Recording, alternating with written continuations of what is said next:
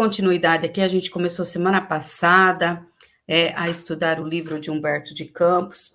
Nós vimos, né, aqui o prefácio da obra, intitulada Carta ao Leitor, onde Humberto de Campos vem trazer alguns esclarecimentos para quem vai ler o livro.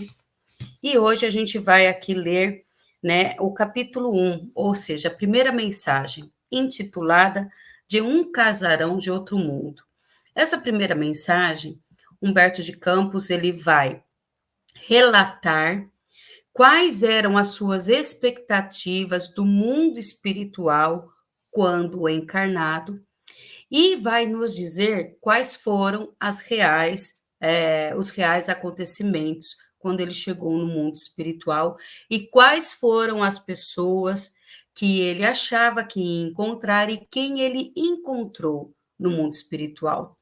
E é interessante notarmos que quando nós vamos ler a perspectiva de uma outra pessoa católica, não muito praticante, mas que fixou na mente apenas, né, a ideia de um céu ou de um inferno trazida pelo catolicismo, essa pessoa, ao desencarnar, ela fica surpresa com as novas descobertas que se desdobram às suas vistas.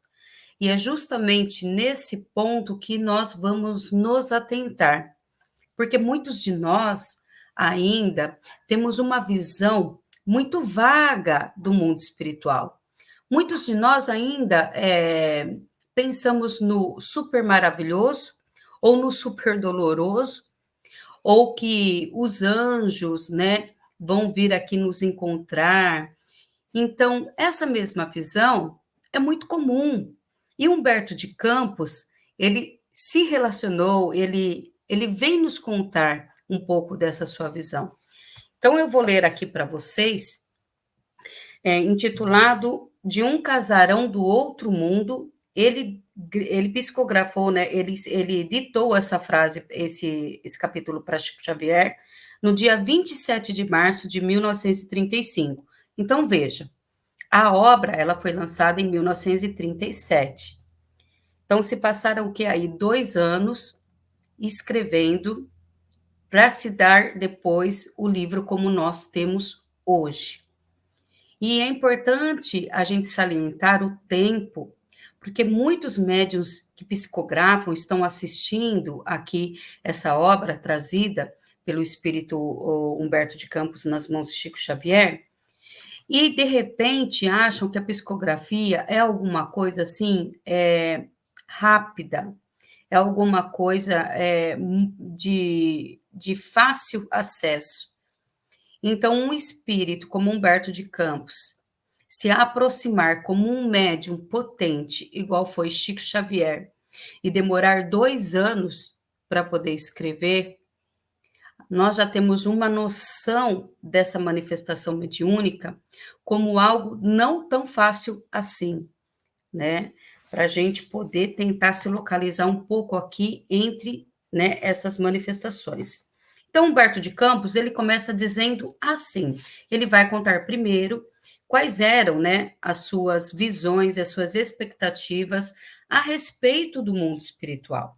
E ele diz assim, muitas vezes pensei que outras fossem as surpresas que aguardassem um morto depois de entregar à terra os seus despojos.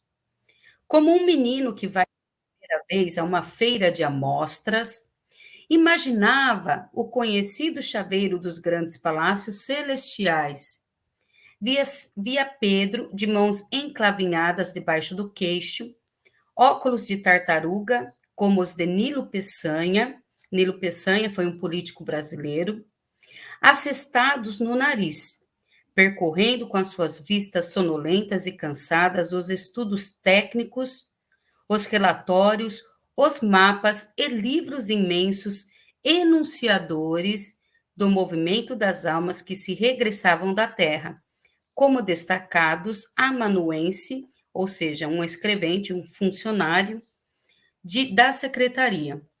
Aqui, pessoal, Humberto de Campos, ele traz uma visão impregnada, até mesmo de uma fantasia, né?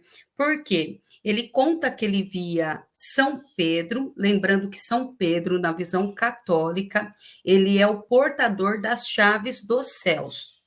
Então, é Pedro que está encarregado de receber as almas, né, que vão adentrar os céus. E São Pedro, né, aqui na visão de Humberto de Campos, deveria estar com um livro imenso de todas as almas a que pertencem aqui ao mundo dos encarnados, para ver, né, a possibilidade dessa alma ser merecedora ou não de adentrar as portas dos céus.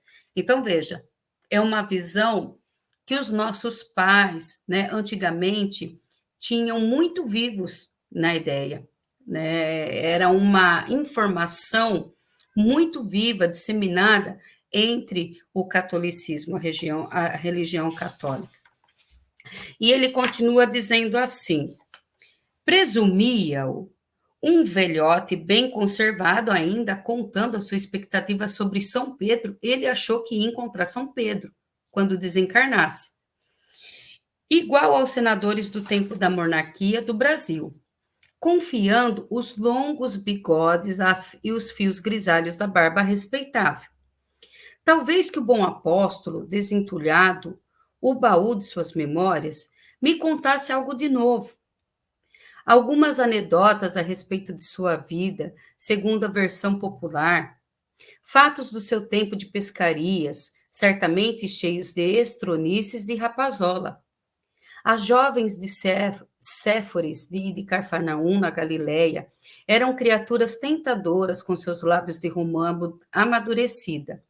Pedro, por certo, diria algo de suas aventuras ocorridas, está claro, antes da sua conversão à doutrina do Nazareno.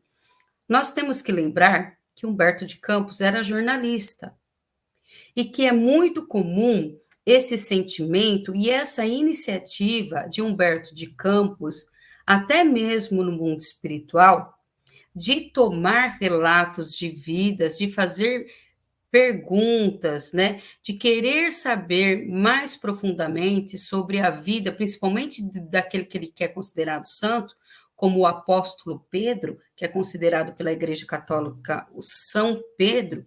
Então, é muito, assim, viável para a gente entender isso. Quando nós desencarnamos, nós continuamos a ser exatamente o que a gente foi durante a vida. Então, se você tem um espírito jornalístico, se você exerceu, né, essa função, né, dentre as muitas funções de Humberto de Campos, ele era jornalista. E é claro que não poderia ser diferente no plano espiritual, que ele iria se comportar como um repórter. Por isso, a sua expectativa já de fazer uma reportagem com aquele que ele considerava que ia ser o velador das portas dos céus. E aí ele continua aqui dentro da sua expectativa dizendo o seguinte: não encontrei, porém, o chaveiro dos céus. Nessa decepção, vejam, decepção, cheguei a supor que a região dos bem-aventurados deveria ficar encravada em alguma cordilheira de nuvens inacessíveis.